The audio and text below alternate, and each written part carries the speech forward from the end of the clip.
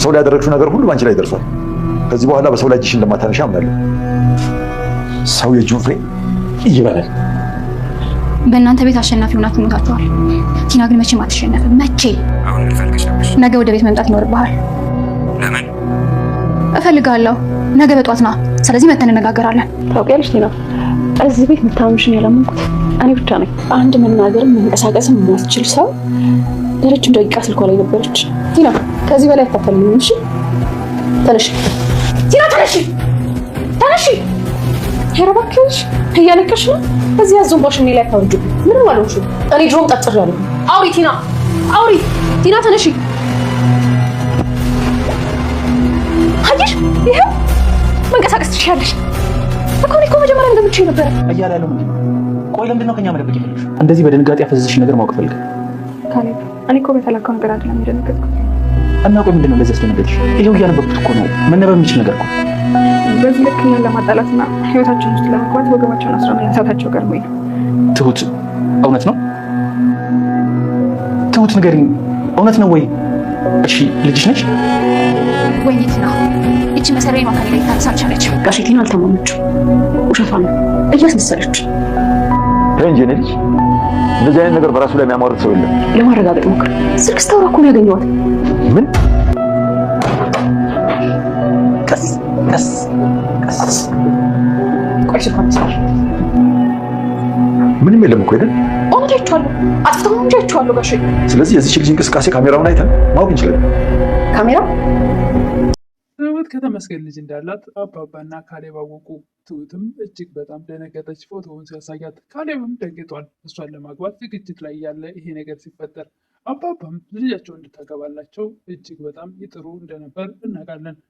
ኤደን ትሁትን ፍለጋ የመጣው ሰውዬ እያሳደዳት ነው። መውጣት መግባት አልቻለችም። እያስጨነቃት ነው። ቲና አሁንም እንደማታስታውስ እያስመሰለች ነው። እነሱ ከጠገቧ ዘወር ሲሉ ከትሁት ፍለጋ ከመጣው ሰውዬ ጋር እንደምትነጋገር ኤደን አውቃለች። ነገር ግን እነሱ ሊያምኗት አልቻሉም። አባባም ሆነ ካሌብ ትሁትን ብትሆን በፍጹም አሁን እንደዚህ ሆና እንዴት እንደዚህ ትጠራጠሪያለሽ የሚለው ነገር ነው እያሰቡ ያሉት። ነገር ግን ኤደን እንደምታወራና ከሰውየው ጋር ስታወራ እንደነበረ እንደሰማቻት ብትናገርም ማንም ሰው ግን አምኖ ሊቀበል አልቻለም። በስተመጨረሻም የካሌብ አባት እንግዲያውስ ካሜራውን ማየት አለብን፣ ይች ልጅ እንደምትንቀሳቀስና ከሰው እንደምታወራ በሚሉበት ሰዓት ነገር ግን አጠገቧ ሆነው ሲያወሩ ስለነበረ እሷም ደንግጣለች። ወይ ደግሞ ካሜራ ያለበትን ካወቀች እያንዳንዱ እንቅስቃሴዋን ልታጠፋው ትችላለች። ከአጠገቧ ዘወር ብለው መነጋገር ነበረባቸው። ከአጠገቧ ሆነው ስለሆነ ያወሩት እሷ ስትደነቅጥ ታሳያለች። ዘወር ሲሉላት ልታጠፋው ትችላለች። እንቅስቃሴዋንም ከሰውየው ጋር ስታወራ የነበረበትን ከካሜራው ላይ ልታጠፋው ትችላለች። ሰላም ጤና ይስጥልኝ ውድና የተከበራችሁ በመላው ዓለም ያላችሁ ኢትዮጵያውያንና ኤርትራውያን ናችሁን? እግዚአብሔር ይመስገን ደህና ነኝ። የግፈኛዋ ሚስትና የ14ኛው ፍጥጫ ወይም ደግሞ ትሁት ድራማ ክፍል 59ን አብረን እናያለን። ኤደን በምትወጣ በምትገባበት ከጀርባዋ ሰው እየላከ ከኋላም ደግሞ ስልክ እየደወለ ተመስገን ወይም ደግሞ ትሁትን ፍለጋ የመጣው ሰውዬ እያስጨነቃት ነው። ኤደንም ስልክ ሲደውልላት ምንድን ነው እየተከታተልከኝ ነው ትላለች። ከፊት ተመስገን ወይም ደግሞ ትሁትን ፍለጋ የመጣው ሰውዬ ኤደን ጋር ይደውላል። እንዴት ነሽ ልዕልት ኤደን ይላል። ማን ልበል ትላለች። ረሳሽኝ እንደ ተመስገን ነኝ። ቆይ ምንድን ነው እየተከታተልከኝ ነው እንደምትፈልገው ከኔ ትላለች ኤደን።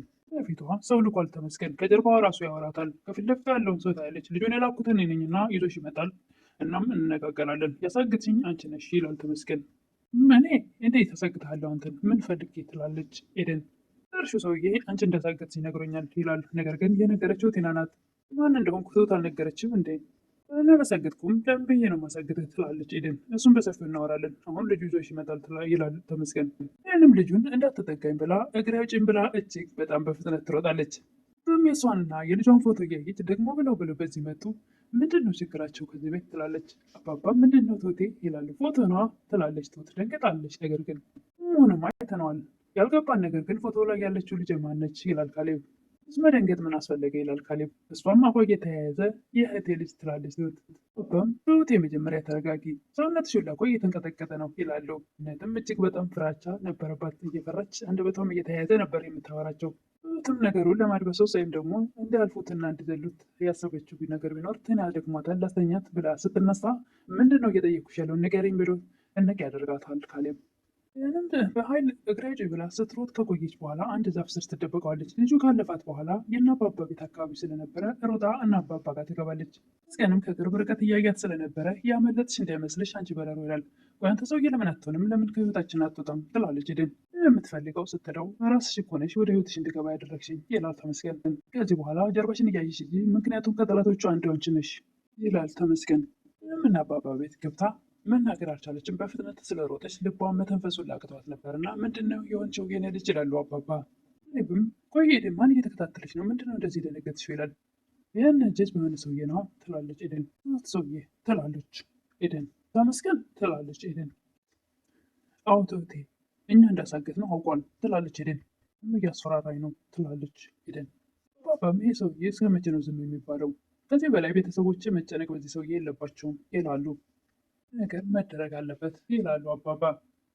ትሁትም አንድ ነገር ከአንድ ነገር ውጭ እሱን ምንም አይመልሰውም ትላለች። እሱስ ምንድን ነው ይላሉ የካሌብ አባት። ካሌብም ምንድን ነው አንድ ነገር ይላል። እኔ ነኝ ትላለች ትሁት። ለእሱ እስካልሄድኩ ድረስ እኛም መከታተልና ማስጨነቁን አይተውም። እሱ አይሆንም የኔ ልጅ። እንደሱ ማድረግ ብንፈልግ ኖሮማ እስካሁን ስለምን ይታገለናል? ኤደንም ህግ የለም እንደ ባገሩ ለምንድን ነው እንደዚህ? እስከ መቼ ነው እንደዚህ የሚያሰቃየን? ወይ ደግሞ የሚያሳቅቀን መውጣት መግባት ያሳጣን ትላለች። ይህንም ለምንድን ነው ለፖሊስ አሳውቀን የማናሳስረው ትላለች። ምንም አይነት ማስረጃ እጃችን ላይ የለም። ምን ብለን ነው የምናሳስረው? እንደውም አሳግታችሁት እንደነበረ ወንጀለኛ የምንሆነው እኛ ነን እንጂ እሱ አይደለም ይላሉ አባባ። ትሁትም እያለቀሰች በእንባ እየታጠበች እህቷ ጋር ትደውላለች። እህቴ ጉድ ሆንኩልሽ፣ የማማና የኔን ፎቶ ቤት ድረስ ልኮታል ትላለች። ቆየት ያገኘው እንዴት ሊያገኘው ቻለ? እኛ ቤት ድረስ ይመጣል እንዴ ትላለች ትሁት። ወረቀት ጋር ነው በር ላይ ያስቀምጦት የተገኘው ትላለች። እናም ትሁት ወደ የደበቀቻት ልጅ ናት የሚል ነው ወረቀቱ ትላለች ትሁት። አባም ቴናን በሰው ላይ ያደረግሽው ክፋት ሁሉ አንቺ ላይ ደርሷል። ካሁን በኋላ ግን ሲሳልሽ ተመልሰሽ ሰው ላይ እጅሽን ታነሻለሽ ብዬ አላስብም።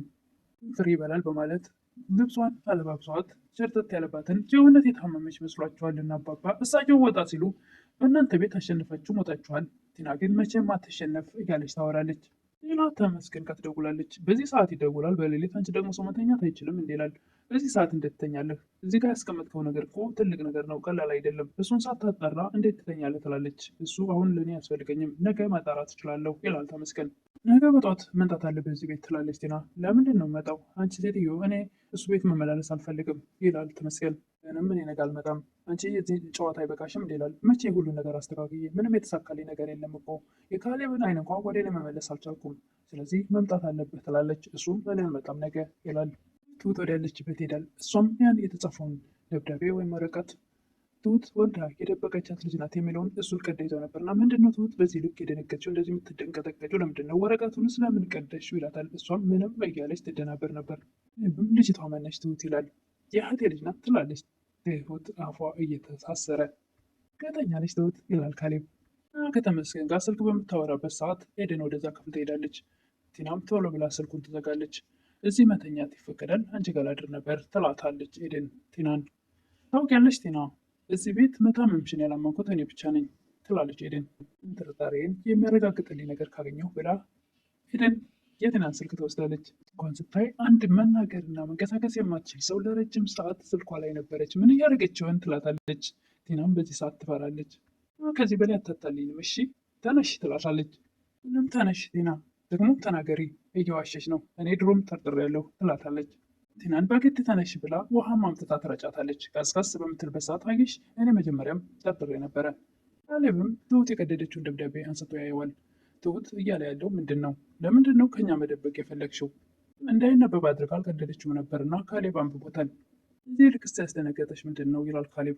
እኔ እኮ እሱ አይደለም ያስደነገጠኝ፣ ግን ደግሞ ህይወታችን ለመረበሽ እዚህ ድረስ የዚህን ያክል ጠልቀው መሄዳቸው ነው እንጂ ትላለች። እና ምንም አይደለም ትላለች ትሁት። ካሌብም በተደጋጋሚ ትሁት ንገረኝ፣ እውነት ነው ይላል። ምንም መልስ ልትሰጠው አልቻለችም። እሺ ልጅሽ ነች? ትሁትም ምንም መልስ ልትሰጠው አልቻለችም አንገቷን ከማቅለስለስ ውጭ። እሱም በተደጋጋሚ ልጅሽ ነች ይላል። ቴናም ኤደን ስላወቀችበት ወይኔ ቲና ያለች ስትበሳጭ ከቆየች በኋላ ቴናም አበበን ለመጥራት ወጥታ ነበርና ያንን ስታወራበት የነበረውን ትልልታለች። ቲና ይቺ መሰሪ አይኗን ከኔ ላይ ልታነሳ አልቻለችም። ቆይ አሳያታለሁ፣ አለቃትም ማን እንደሆንኩ አላወቀችም እያለች ቆማ ወደዛ ወደዚህ በምትልበት ሰዓት ይህንም አባባ ጋር ሄዳ ጋሽ ቲና አልታመመችም እያስመሰለች ነው፣ ሰምቻታለሁ ትላለች። አባባም ተይ እንጂ የኔ ልጅ እንደዚህ አይነት ነገር በራሱ ላይ የሚያሟርት ሰው የለም።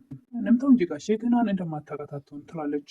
ቴናን አውቃታለሁ፣ ነገር ግን በዚህ ልክ እንደዚህ ትሆናለች ብዬ አላስብም ይላሉ አባባ። እሺ ምን ሆነሃል? ቴና እኮ ናት። የምትፈልገውን ነገር ለማድረግ ደግሞ ምንም ነገር ላይ ወደኋላ እንደማትል ታውቃለህ። የኔ ልጅ ይህ እኮ ትልቅ ጉዳት ነው። እንደዚህ አይነት ጉዳት በራሷ ላይ አትወስንም ይላሉ አባባ። የሆነ ምን ለማግኘት ነው እንደዚህ የምታደርገው ይላሉ። እሱን አላውቅም፣ ግን የሆነ ነገር እንዳቀደች እና የሆነ ነገር ማሳካት እንደምትፈልግ ያስታውቃል ትላለች ኤደን። ካሌብ አባትም በጭራሽ ሊያምኑ አልቻሉም። እባክህ ጋሼ እኔ ስልክ ስታወራ ሰምቻታለሁ። ረጅም ደቂቃ አውርታለች እና ማረጋገጥ አለብህ ስልኩን አይተህ ትላለች።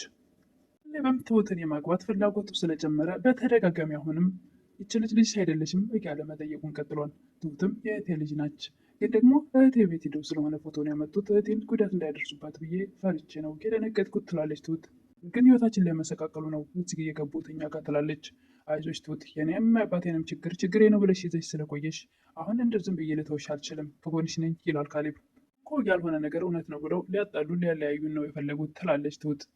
ካሌብም እኔ እኮ ከአንቺ እሱን አላምነውም፣ የፈለገ ነገር ቢባል ምንም ነገር አምንሻለሁ አንቺን ይላል። በዚህን ሰዓት ትሁት ካሌብን እቅፍ ታደርገዋለች። ህይወትም አንገቱ ላይ ጥምጥም ብላ ስለነበረ ለተወሰነ ሰዓት ላው ላይ ስለቆየች ይቅርታ ደስ ስላለኝ ነው ትላለች። ችግር የለም እኛ እኮ ቤተሰብ ነን፣ ምንም ነገር ቢፈጠር አንለያይም ይላል ካሌብ። ግልጽ አገባሻለሁ የሚለውን ነገር መናገር መቼም አይፈልግም ካሌብ። ትሁትም ከሀገር ስትወጣና ከተመስገን ልጇን ስትወስድ የነበረውን እያስታወሰች እንዳትነካኝ ልጄ ልቀቅ እያለች የምትስጮና የታለቅስ የነበረውን ነገር እያስታወሰች ነበር። አባባ ኤደን ያለቻቸውን ለማረጋገጥ ወደ ትና ክፍል ሄዳሉ። እሷም ቆማ እየሄደች የነበረውን ልክ ድምጻቸውን ስትሰማ ሂዳ ራሷን ትዘራለች። ኤደን አንቺ ነሽ የጣልቻት ይላሉ አባባ። ኧረ በጭራሽ ስላለች ስልኳንም ሲያዩት የተደወለበት እንዴት አድርገዋለች እና ማግኘት አልቻልኩም። የት አለ ኤደን? ይሁና የደወለችበት ቆይቷል አይደል እንዴ? መች ደወለች ዛሬ ይላሉ። ምንም በተደጋጋሚ አሁን አይቼው ነበር ደልታ ይሆናል ብትል አባባ ግን ሊያምኑ አልቻሉም። እንዴት እንደዚህ ሆና እንደዚህ ልትሄድ ትችላለች ይላሉ። ይልቁን እሱን ተይውና ትሁት ልብስ ትቀይርላት ልብስ አንቺ ይላሉ። አባባ ይህች ልጅ እውነት የምትንቀሳቀስ ከሆነ ካሜራውን ማየት አለብን በሚሉ ሰዓት ቴና ትደነግጣለች። ለዛሬ ይዤ የቀረብኩት የግፈኛ ሚስትና የሰራተኛ ፍትህ ወይም ደግሞ ትሁት ድራማ ክፍል 59 ይመስል ነበረ። ቲናም እንግዲህ ካሜራው በሚባል ሰዓት ደንግጣለች። ካሜራው ላይ ያለው ልታጠፋው ትችላለች። እነሱ እሷ ፊት ላይ ማውራት አልነበረባቸውም፣ ወይ ደግሞ ወደ ሳሎን ሄድ ብሎ ቢያወሩ ይሻል ነበር። ከአጠገቧ ስለሆነ ካሜራው ላይ ያለውን እንቅስቃሴዋን ማየት አለብን በሚሉበት ሰዓት እሷ ደንግጣለች። ካሜራው ያለበትን ካወቀች ቲና በእርግጠኝነት ታጠፋለች። ምንም አይነት ማስረጃ አይኖራቸውም። ለምታበረታቱኝ እህቶች ምስጋና ከልብ ነው። አዲስ የሆናችሁ ደግሞ ሰብስክራይብ ያደረጋችሁ አበረታቱኝ።